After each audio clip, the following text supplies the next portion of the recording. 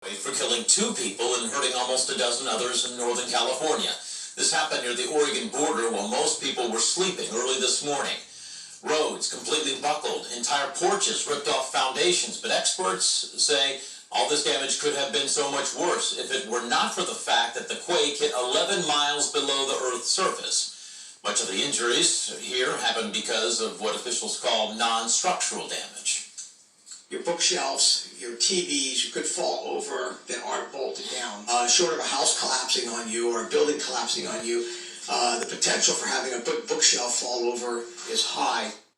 There have already been more than 80 aftershocks, the strongest one so far, about a 4.6. And now, your Storm Center 7 forecast with Chief Meteorologist McCall Vrydaghs.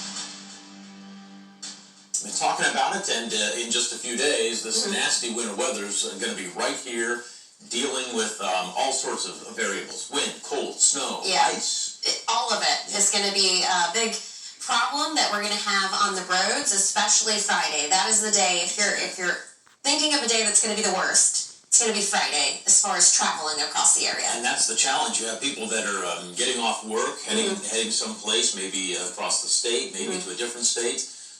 And I know you were saying one of your family members coming in from out of state has changed their plans to come in early. Yes, my sister-in-law was originally going to come in from Buffalo on Friday. I said, don't do it. Come in. I mean, Thursday's going to be wet, but it's much better travel day. We're not going to have the winds like we'll have on Friday. Plus, we don't have the snow leading to some slick spots. So let's look at that forecast. I'm going to break it down for you. Thursday, as I mentioned, we're going to be dealing with some scattered showers. It will become breezy for the second half of the day, but not necessarily windy.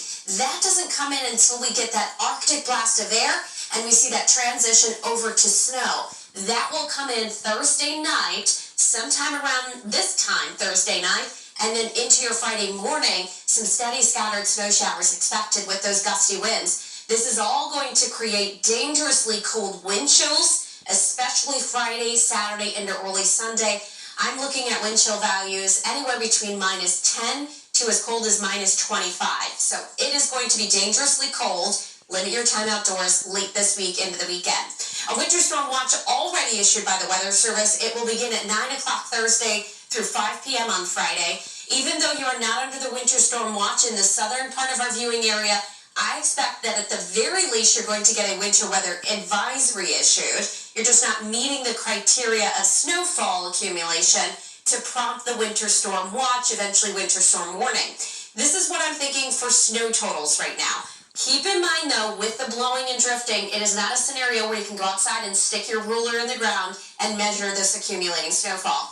1 to 2 south of the Dayton area, perhaps 2 to 3 across the north. And then you have exponentially higher amounts the further north you are, especially up toward the Great Lakes. We're going to get some significant lake effect snowfall with this system.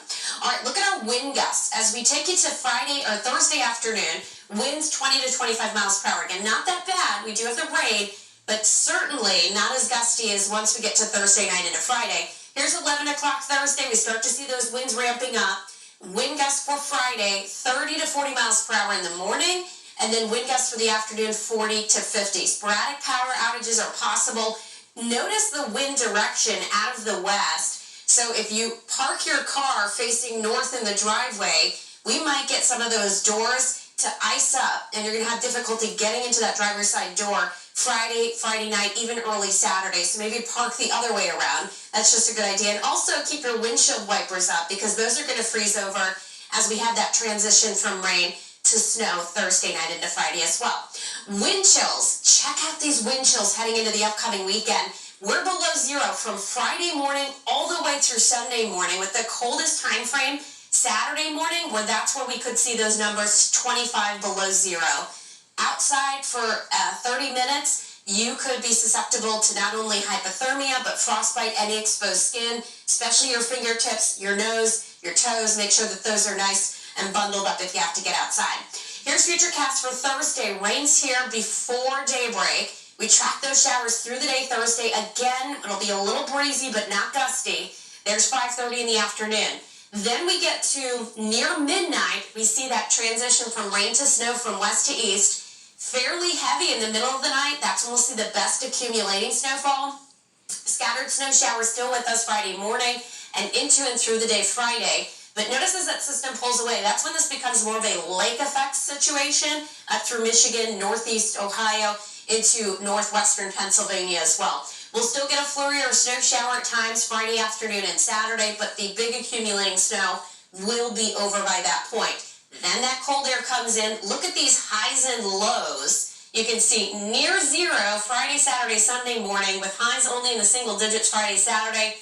14 for us on Sunday. This would be the 9th year in history that we did not crack 20 degrees for a high. Very cold weather in the forecast. We'll start to dry back out early next week. McCall, thank you.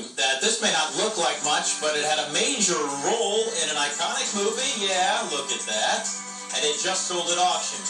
Well, just how much do you think somebody might have paid for that? What? If you're eating anything and drinking anything, you will be ingesting a certain number of microplastics. That includes your Christmas dinner. Scientists think plastics are winding up on your plate, and this is not healthy.